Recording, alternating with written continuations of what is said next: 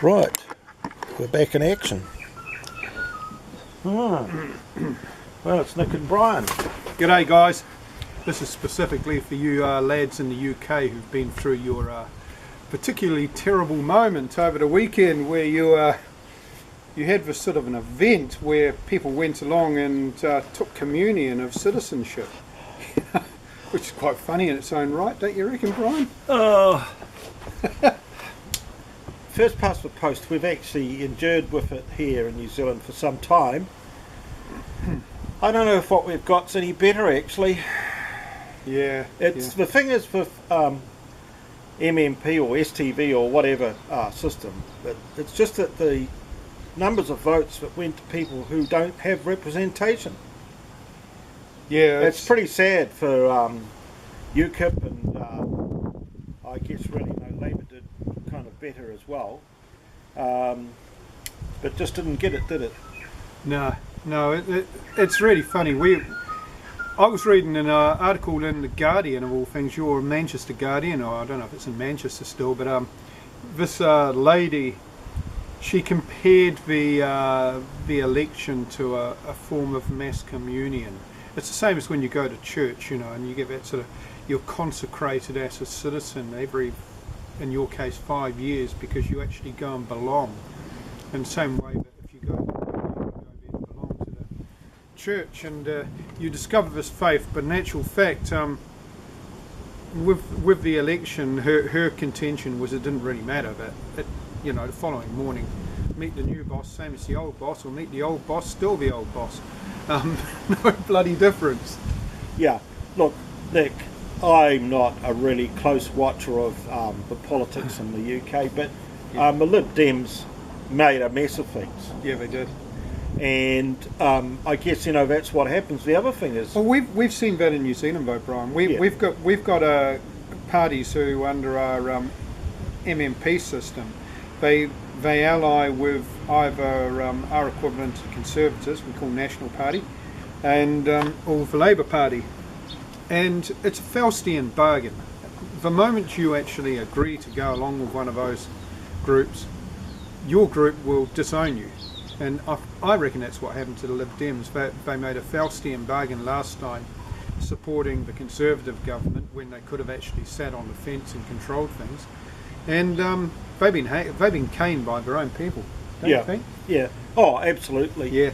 So, I mean, like, I guess there are lessons to be learned, but I just drew the observation, for example, and I have been thinking this more and more about the Greens, is that they're not suited to govern.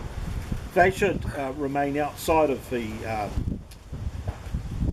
governance framework and do the pressure group stuff, because I think they compromise to the point where it's just ridiculous, and they just become another grasping political party. You know, that's just me, and I mean, I guess some of the stuff that was pumped around the UK, you know, was pretty much out there, wasn't it? I mean, yeah, it was. There's a lot of sort of I don't know, hysteria and so forth. No, I don't live in the UK and I don't have to feel it so closely. Do you know, so I came to thinking, I've been reading this book about the King in the North. It's sort of like, it's actually about one of the early kings of the north of England, Northumbria. And you're looking at the sort of 7th century England, 8th century England. You've got Kent, Wessex, Mercia and so on. You look at the political map today, it's starting to look a hell of a lot like it was in the 7th century. I mean, Scotland is run by one party, Wales is run by another, Ulster by another, and then you got England, and England's split north-south on Labour, Conservative. You know, it's sort of like country areas, all Conservative cities, big cities, the old industrial ones, still Labour. It's very, very, very divided in that respect.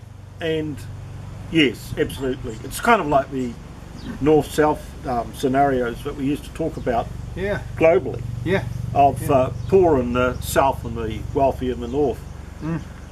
Hey Justin, don't you go giving up just like that. You say, well, that's it for another 5 years. I read that comment, Justin. I don't like the sound of that. Yeah, no, you can't have that. You want to do what the Russians did. This is really interesting. You've probably not heard about this in the news.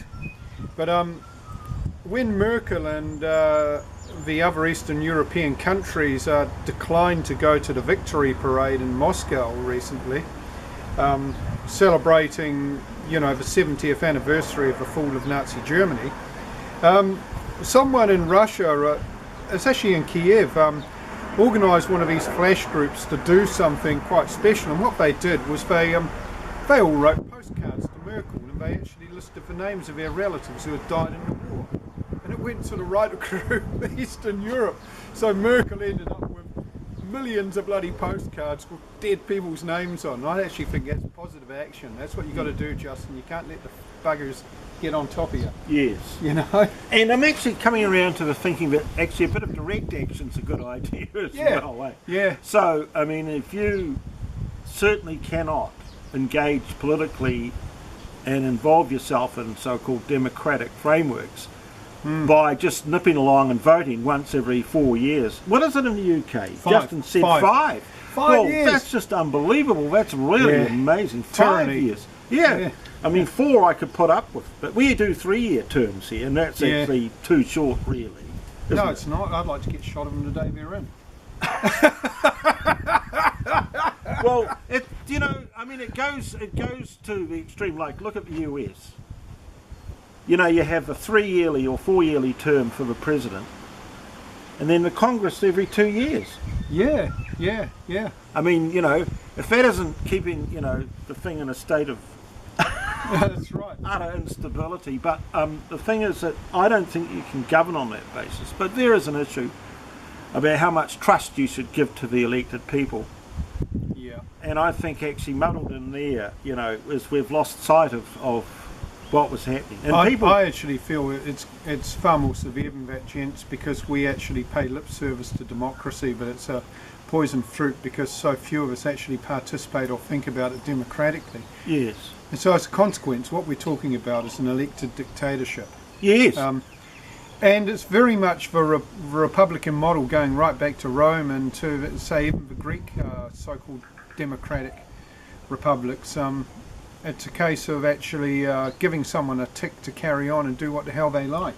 Yeah, and because we're short on history and the kind of institutions that developed and helped to foster our democratic way of life, we don't do well. For example, if people really understood that the Judeo-Christian consensus was what actually established democracy as something significant, and because of course there was this backdrop, people said, well, yes, we agree upon what is the right thing to do, because they had a kind of like a consensus around morality. But in a pluralistic, multi-pluralistic society, I mean, this is impossible. It just doesn't work. So the culture sort of the death of a culture has taken place, and the politics, is just kind of like just kept moving along. And it's almost as if we've done this, we've sleepwalked into authoritarian, totalitarian. I would challenge anybody to have a look at the history of the last 20th century. I mean, go back to anyone who's declared war, any country, and look at their war aims and think about what they'd be. And have a look at how we are today. Yeah. A good example would be if America had declared war on Britain in 1941, they would want to have conquered Britain. They'd want to have their troops stationed there. They'd want to have taken over the British imperial possessions. They'd want to have basically indebted Britain for forever and a day as part of an imperial system belonging to America. They had achieved that by 1944 without firing a shot against the British. I mean, you think about it that way. Well, and they were our ally. I think Justin knows this as well because he looks at these things. But I think this is actually quite complicated, and it is nothing as it appears, because when you look at the interlocking of corporations, and actually one of the things that actually got me on track a long time ago was there was a book written called Patent Rights for Hitler. That's right. I've read that. That book is funny. And I got that book, and I acquired that book from. I was doing some kind of clearance at somebody's property, and there were boxes of books, and amongst these amongst these boxes was patent rights. And you know, I went and sold it. How daft. It was, I mean, it's just a fabulous insight into all the interlocking interests, and how really, you know, it's kind of like a world government operating well before, you know, we had it on our radar. They were there doing this sort of stuff. So anyway, the point that I wanted to make, Nick, was I didn't want to romanticise this whole idea of a Christian era, but in the post-Christian era, I have to say to you, democracy hasn't got a hope in hell. Yeah, no, it's really interesting. I look at Europe as well. You might have picked it up on the you know, things we've been posting. We talked about Europe and the EEC, and I said, well, this is what the papacy used to be for a millennium. And the difference between the papacy and the EEC was that while all the states, the heads of states would actually be there at the behest of the Pope, because otherwise he'd excommunicate them, and they couldn't rule. They ruled locally, but he didn't have enough power. The papacy didn't have enough power to actually rule in a temporal sense. And unfortunately, you've got an EEC at the moment where you've got one particular country which is powerful enough to dominate the rest. And so consequently, you don't have that higher authority. You actually have a national interest, which is called Germany. That's an interesting issue. And it's probably going to be too much for us to do justice in this little catch-up, because we were going to go back and finish our thing on dualism. We're not going to do that today. But we're just doing this little one to say, hey guys, we're thinking about you. Justin, I agree that if people aren't participating in our little group, they need to be shown the door. And I mean, because really, it's no good just two or three of us carrying this. So sadly, anyone who sees this and suddenly realises they've been disconnected, because we will put this on YouTube and others can see it. But Justin, you do a good job. Don't be, and be brave. We're behind you. Kia toa. That's Maori for be brave. Before he says, I'm going to leave you a literary into this. It's coming on winter here, so now is the winter of our discontent. That's the election. And the last bit is, if you really want to understand it, I think all you need to do is read a little bit of Alice in Wonderland. It makes the most sense about it. See you guys.